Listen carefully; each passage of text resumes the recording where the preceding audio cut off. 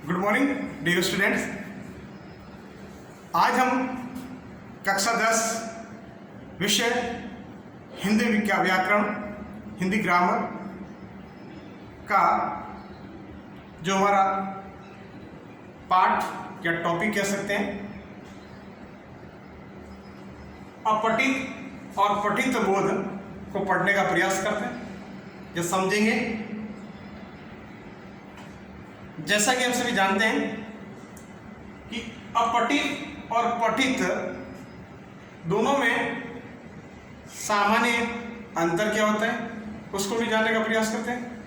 उसके साथ साथ हमारे जो सीबीएसई बोर्ड के अनुसार कैसे प्रश्न पूछे जाएंगे उनके बारे में भी अध्ययन करेंगे।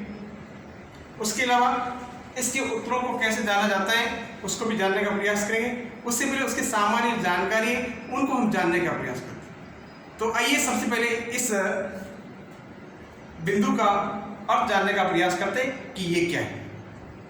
हमने पिछली कक्षाओं के अंतर्गत इसका विभिन्न प्रकार का अर्थ जानने का प्रयास किया कि इसको हम क्या कह के बुलाते हैं या किसे कहते हैं।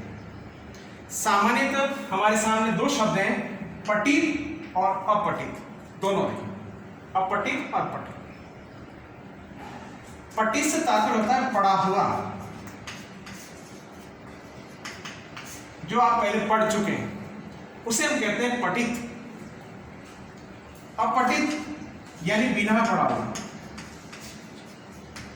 पढ़ा। ये दोनों के अंदर सामान्य अंतर है, ये नहीं पढ़ा हुआ होता है और ये पढ़ा हुआ।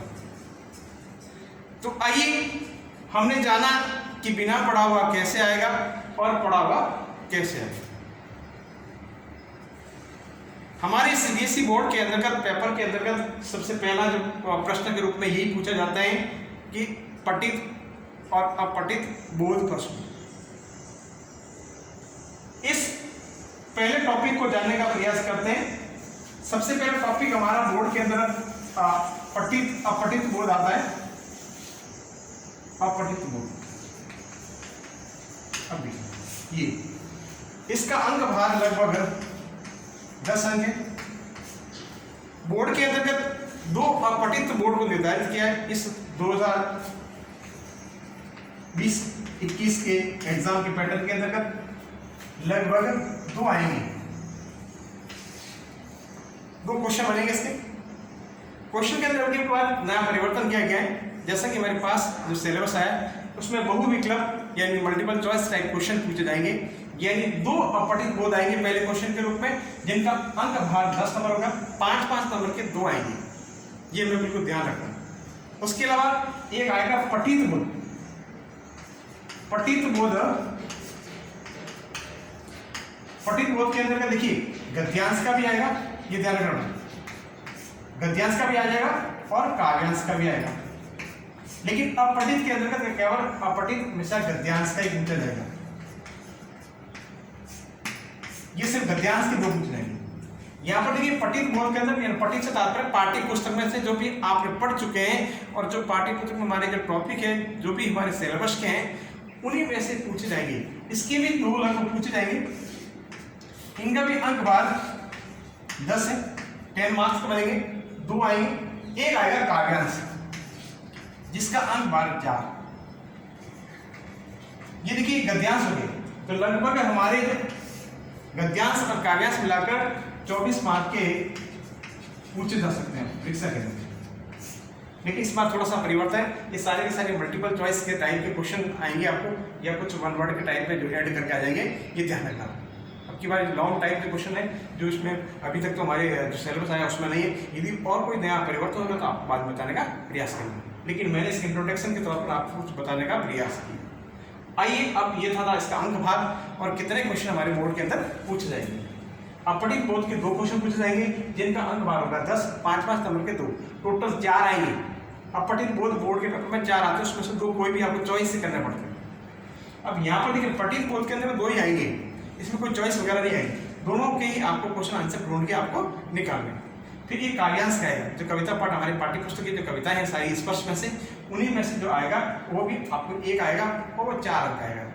एक अंक के भी आ सकते हैं या मल्टीपल चॉइस भी पूछे जा सकते हैं। इस टाइप के क्वेश्चन पूछे जा सकते हैं, ये ध्यान रखिए। ये तो था पूरा का पूरा हमारा अपठित बोध का पूरा अंक भाग, क्योंकि इसका बहुत ज़्यादा लगभग 25% है। आप ये समझा 100 नंबर का जो पेपर बनता है उसमें 24 नंबर का अंक भाग बनता है सिर्फ इसका। इसके अंतर्गत आपकी पूर्व जानकारी, आपको लिखने का कौशल, आपका सोच का सिद्धांत, ये सारी बातें को ध्यान रखते हुए लिखा जाता है तो उसको अच्छे अंक मिल जाते हैं। आइए और कुछ बातें हम इसको जानने का प्रयास करते हैं, आगे बढ़ते हैं कि अपठित बोध को कैसे सॉल्व किया जाए। ये हमारे अंतर्गत जाना है। अपठित को हमने कहा कि बिना पढ़ा हुआ,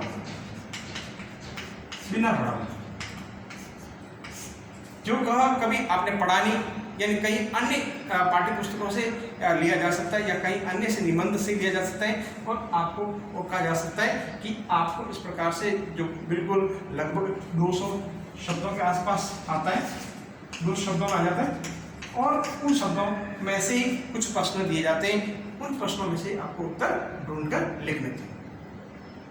ये सारे के सारे गद्यांश हमें बतलाते हैं।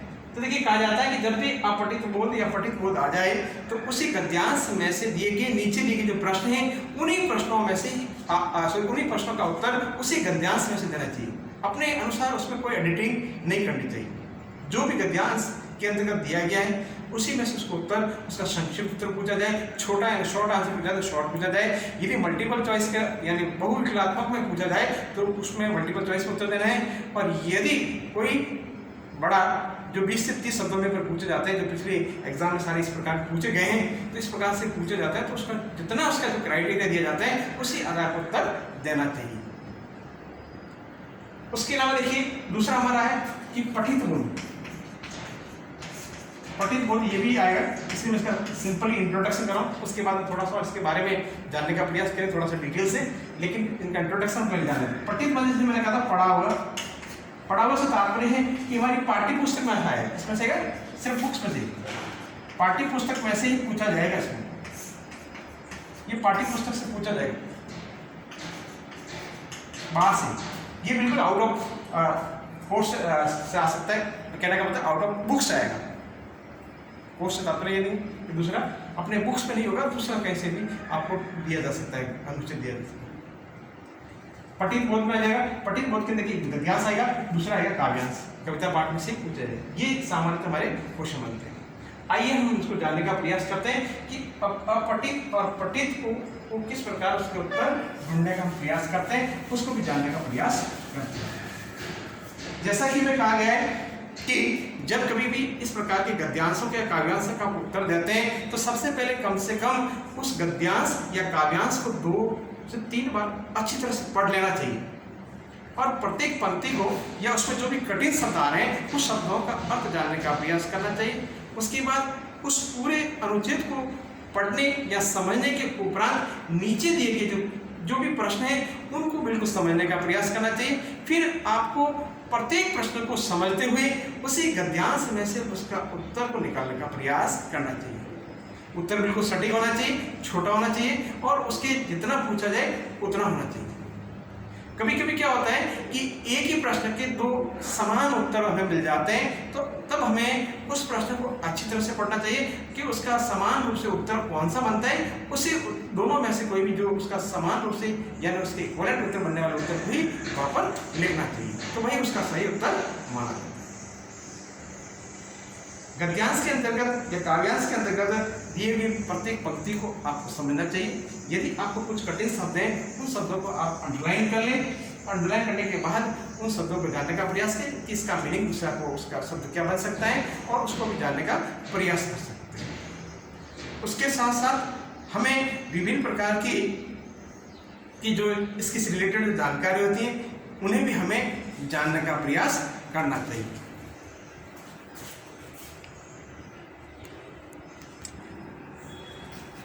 आइए अब हम कुछ बातें जानते हैं जो प्रश्नों के उत्तर लिखते समय हमें ध्यान में रखनी चाहिए।